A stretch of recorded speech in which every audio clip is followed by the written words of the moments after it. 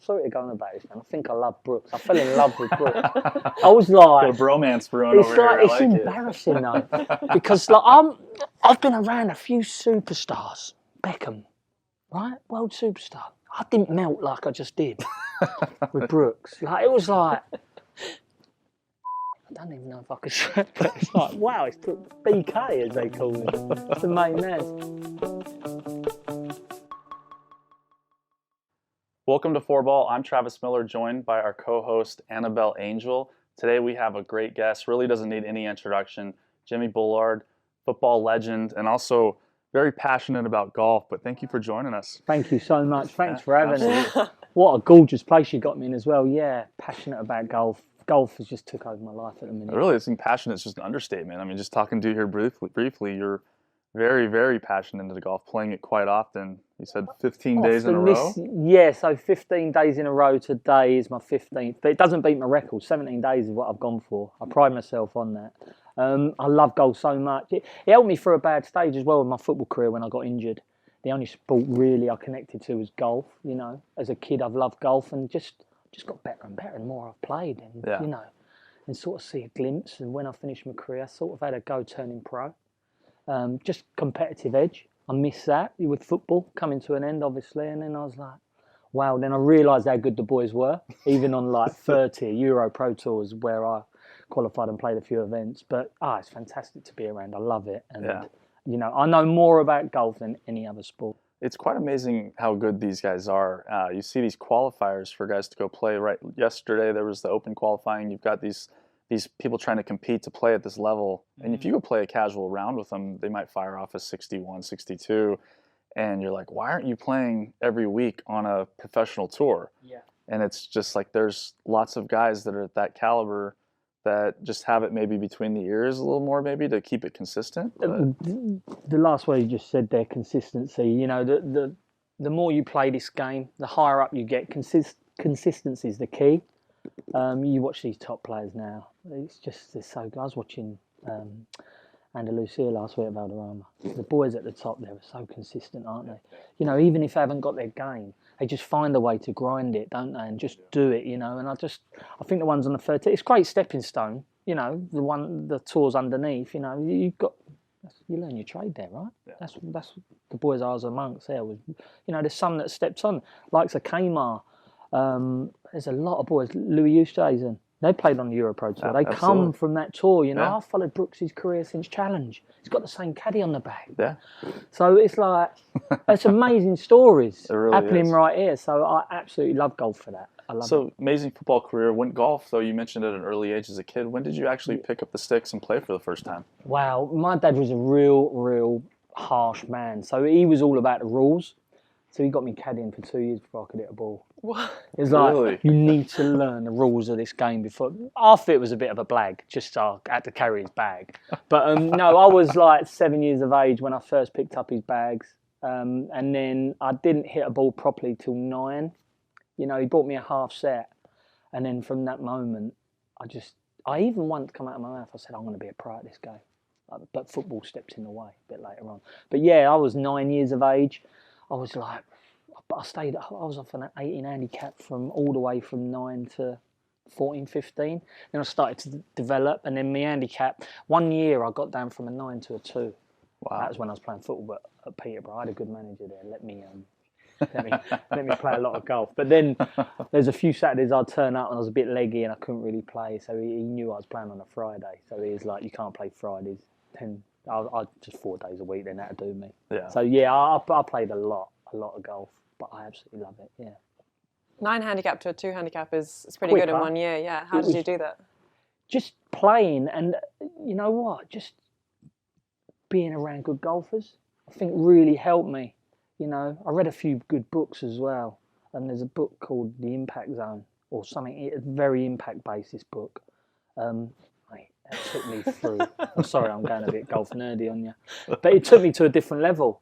Yeah. Just what happens downstairs, as they say. I've got all the terminology, but yeah, there's just that really, and playing, and do you know what? The only reason why I done what I done in football was because I believed. You know, whenever I don't play my good golf, it's because I'm not believing. Mm-hmm. You You know, when I'm over the ball and I believe and I sort of play this character, I've got it in the bag. I flush it, man. So my golf game's all about confidence and believing, yeah. Well, fake it till you make it definitely works. Absolutely. Good saying. I'm going to have that in my bag. Well, you said that with the confidence. Do you think that's what translates most from the field onto the golf course for you in your playing careers or your styles? Is really your mindset and the confidence? 100%. It was with football, especially towards the back end of my career. Yeah, I'm one of them. I don't know whether it's just me or it's the rest of the world, really, but I only speak on behalf of myself. It really helps if I feel like I belong. You know, when I'm questioning myself as a sportsman, athlete, whatever you want to call it, you know, that question ain't good for me. No. I just never, I never get to, or I get to me and go longer. It takes longer. It's harder. Go there with a belief that you belong. You know, look at Ronaldo in our world. You know, you walk into a room where Ronaldo is, he owns that room. It's like just you his can posture. feel that, And I'm on the range there, and Brooks is owning that range, man. I'm sorry to go on about this, man. I think I love Brooks. I fell in love with Brooks. I was like, got a bromance brewing over here. It's embarrassing though, because like I've been around a few superstars. Beckham, right? World superstar. I didn't melt like I just did with Brooks. Like it was like. I don't even know if I could say it. It's like, wow, it's BK, as they call him. It's the main man. So, yeah, I love it, belonging, you know, get your ego out there and entertain. Entertain. That's what I played football for, and that's what I play golf. Yeah. So, yeah, I love it. What are your thoughts on live golf and the team aspect? Well, live golf, let me tell you, I'm the biggest live fan golf ever. I was here at the first event. I'm the biggest golf fan ever, so let's just cut that there. But live golf, as we needed something like this in golf, I believe. I know there's a team over this side that don't really like it. I absolutely, what this brings, this is me. It's just entertainment. You know, there's music on the driving range. There's these little things that I think golf needed. You know, letting the boys wear shorts. 3 rounds, 4 rounds was a little. You know, we go into it as deep as you want, but live golf, what it brings is absolutely fantastic. I love the team side of it. It took me a bit of time to get my head round it. Same, yeah. It took me a bit of time, but it's just starting to grab me. It's just really starting to grab me now. I think everything, you need time to give it time. And yeah, what Live have brought is a bundle of energy and colour and sound and like entertainment. And what's so bad about it, man? Like, it's so good. Like, I'm seeing it. I tell you what it did take. I had to get my head around was the viewing. Once I got my head around the viewing side of it, because it was different. I've been used to watching golf on Sky for a long time. It's a different look. It's a different visual. And now, the last 3-4 months, I've got used to it. And the shotgun start, that was a weird thing to get my head around. That's the thing. So for me, like viewing, like my wife, if I put TV or put golf on the TV, she'll fall asleep, you know, or like it slows everything down for us in the day. Watching the live broadcast, it's more high energy. It feels like it's a highlight tape. And then the shotgun start, what I love is you can bring people into the event that might traditionally not like golf or have been around golf. Yes. And the music, the environment, and then it's also, it starts and ends very quickly. And you get to see it all. If you go to a regular golf event, if you want to see if you want to see Brooks, but your other favorite players in the afternoon, you got to get there at 7 and you got to stay till 5. This is what I'm saying. It's a long day. It's too long as well. And it's too long for the boys. I believe when you play in this format as well, I think you get better quality because it's bang, bang. A lot of these boys, let's have it right, they're hanging around golf courses for a long time and I don't care what kind of athlete you are, it's draining. Yeah. You know, so yeah, this format, I absolutely love it. Golf and sports crying out for stuff like this. And honestly, I'm all for it, man. I just love it. Well, let's talk about your golf game. So what's the best score that you've recorded thus far in your golf career? I've shot 7 under. Wow. I've shot 7 under. I've seen, back page, proper, not Mickey Mouse. 7 under. But few and far between them scores, you know. Yeah. I've had 3, 4 unders. You know, I play for scratch handicap +1. I'm on it at the minute, you know. I played the Ryder Cup course, Marcus Simone. I played it off the back. I was 2 under going up 13, 14. So I've got game. I back myself. You know, that belief side's coming out. But what's the strongest part of your game? Driving. It's most I practice. Yeah. Putting's my weakest because I don't practice. Same thing, you know. Get get amongst what you need to work. If you want to get better, get amongst what you need to work on your weaknesses. Basically, it's the same as football, same as all sports. Nothing changes there. But putting is my nemesis, just because I'm not out there and rolling that little white thing, man. But yeah, you bring back a few bad memories. To drive in, absolutely I love. feel like if you got that game off the tee, though, I mean, that's some of the hardest things for people to learn. And so if you put that more time in the putting, sky's the limit there. 100%. I've just gone to an arm lock. Okay. It's changed me. It's a game changer. Brighton again. Yeah. Changing the game as we talk. You know, and watching him, the way he plays, and yeah, it's just the arm lock's way forward for me. Okay, so your dream Fourball, the second person joining you is someone who means a lot to you, that you love playing golf with. Who are you going to pick? Do you know what? I don't play with that many celebs, right? So this before we start, this Fourball isn't going to be like the wild name Fourball, but they're people that mean a lot to me. Love that. So Tubes, who we do golf life with, Tubes and Ange, two brothers that I've worked with Sky for a long time. He's phenomenal. His love for golf is like no other. He ain't very good. He'll tell you that himself. But wow, he celebrates a shot like a goal. One shot. Yes, down the fairway. So Tubes has got to be there, and he brings the energy. We film golf life together. He's my boy. So if I've got, he's the one. You know, we have some mad times. Tubes does some crazy things on the golf course that shouldn't be allowed, really. But I love Tubes. So Tubes has got to be there. He's also got to be at the dinner table after. So he's number one. He's in. Okay. And he's going to do all that content. Yeah, so he's the one. So he always brings the energy. You guys listen to music out on the course? Absolutely. We've always got the Bose box on. It's what we do, you know. It's what if Tubes ain't there, it isn't the same for me. Yeah. He's my brother. Do you get what I mean? It's like if he ain't there, and we enjoy like our trip with golf life. It's a journey for us. You know, they've been doing it for years. I've been on 7-8 months now, and it's just like without him, golf don't exist for me, this sort of level of golf. So. Does he bring out the best in your golf game? Do you know what? He makes you feel really good because he's not very good. But do you know what? He's a trier. He will get better. He's a 14 handicap, so I've undergunned him a bit, but he will get down to a 10. He's just got to change his grip. It's funky as. But I love him, and we love our food, and we love going out and entertaining. What's your favourite memory with Tubes? Just the crazy. Yeah, I was just. Have you ever done buggy surfing? No. Buggy surfing. So he held onto the back of a buggy, and we got pulled along by a buggy. Oh, yeah. Yeah, and just to see who let goes first. He never lets go. You can go over the maddest bump in the world. He never lets go. He could go over all this ravine stuff here. He's not letting go. And his back is just, I'm like, wow, you want to win that hard? He's like, yeah, I love it. But yeah, this is just crazy stuff we do. Is that on YouTube? That's on YouTube, yeah. We're going to have to fit into that buggy surfing. But just like, for him to get the best, for our channel, for him to get the best shot, I will be in driver. He will stand 30 yards in front of me, like a yard to the right. And I said, Tubes, you've got a lot of confidence in me standing there, mate. He's like, don't worry, I just need to get the shot. I need to get the ball whizzing past my hero. And I'm going, oh, man. So, yeah, Tubes, all of that. Big, brave Tubes. I love him. Okay. Well, it sounds like a good Fourball so far. Yeah, it's Two good. high it's energy, good. fun people.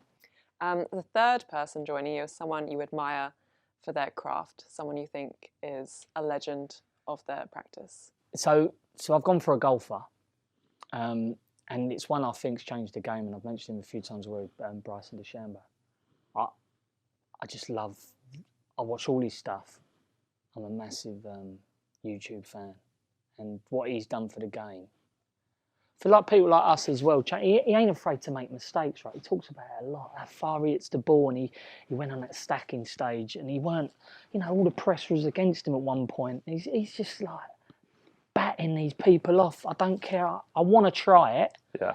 I've got this thing in my head, and if I foul, and I might foul, and I probably will foul, I've heard him say, I don't care. Yeah. But I want to see the end goal. It takes a strong man to do that. Yeah. In amongst all this circus, this atmosphere, if you want to call it. Circus is probably the wrong word. But in amongst all of this, these elite sportsmen, Bryson is my hero, man. He must excite so many kids out there.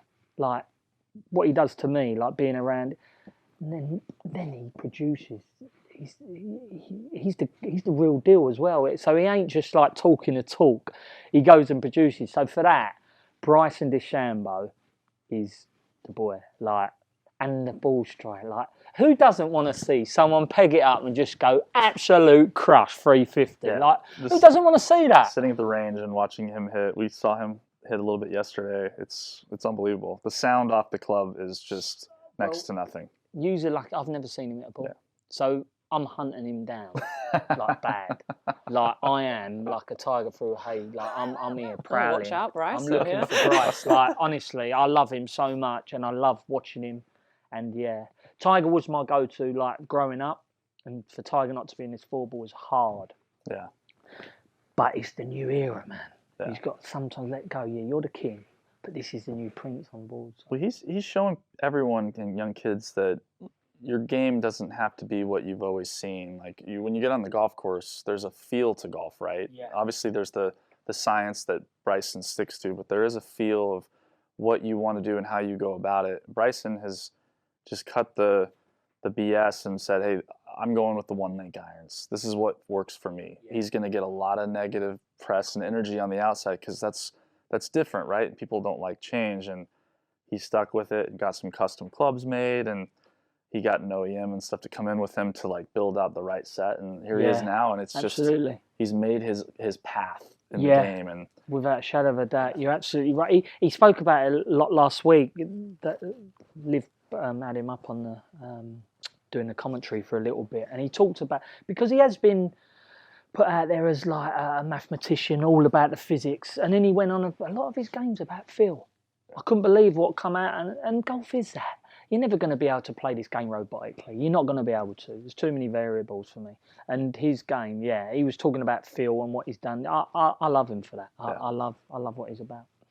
Yeah, you'll have to follow him around in the practice round sometime. It's fun to see, even on the putting green. The guys will be set up on one end and Bryson will get to another. And there is a method to his madness and a science to how he approaches stuff, but there is a level of feel into it. Yeah, absolutely. But there's everything he goes about is very calculated. He leaves very little to chance. Yeah, I like that though.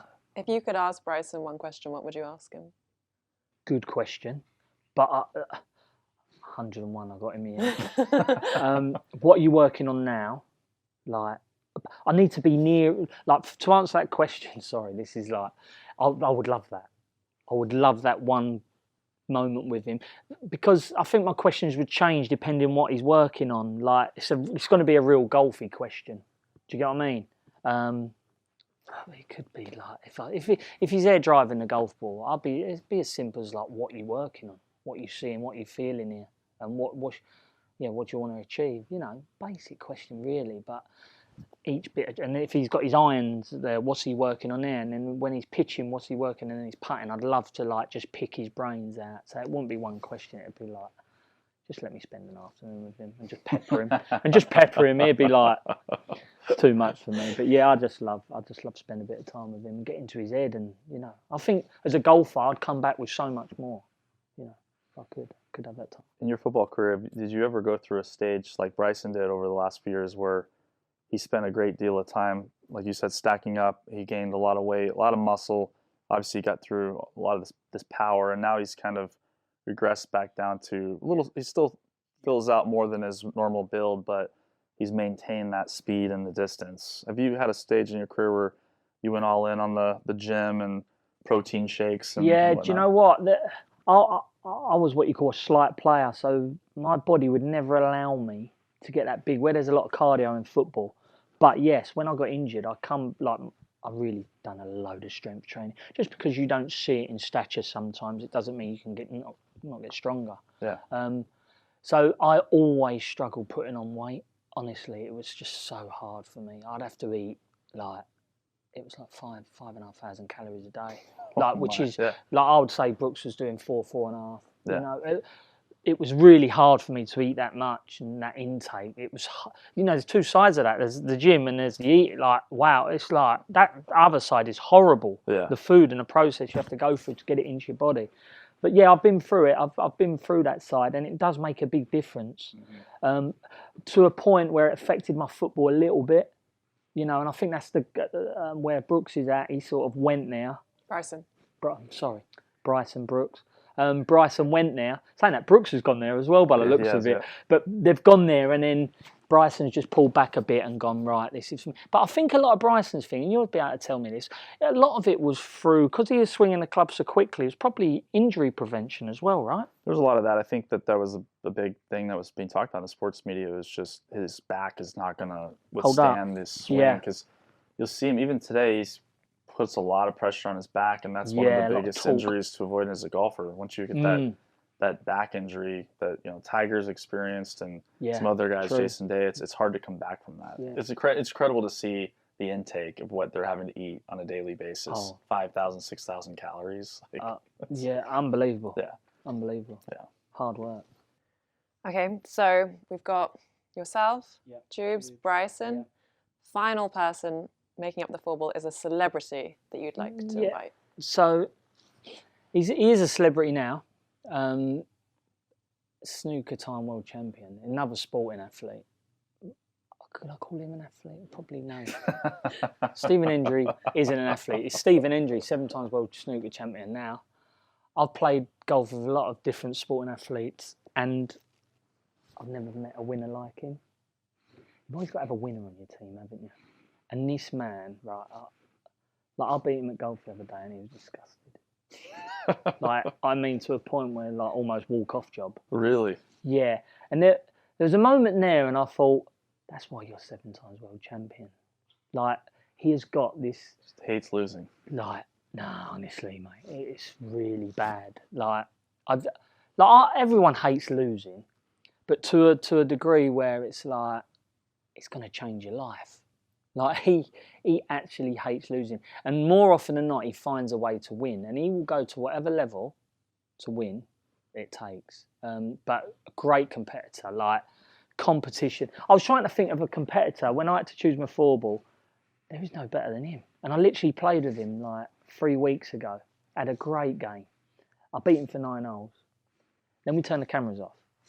I'm playing 9 holes with you now. I said, I've got to get in. We're around Sunningdale, right? He's gone, Waterneath. He's gone, no, I'm playing there. I said, I've got to go in. I've got to pick the kids up. No, 9. So I've had to play him again 9 holes. And he's blinding. I absolutely love him. So it's a funky Fourball. Did he get you? Of course he did. What a silly question that is. Do you know what? No, I've done him at the last. I'll give him a shot. I've done him at the last. He was not happy. He come out again, another 9. I'm like, leave it alone. But it's just so when you end it, do you know what I mean? But the man loves to win, and hell of a competitor, the biggest competitor I've ever known. So, yeah, look, he's in, Stephen, and a great lad as well.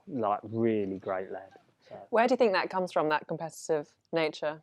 I think he's been brought up as a kid. He talks about, I've had him on my channel a few times, and, it's installed that winning edge as a kid. He's always, as a youngster, and he has always, because he was good at snooker, his sport, because he was one of the best, he was always expected. It was expected of him.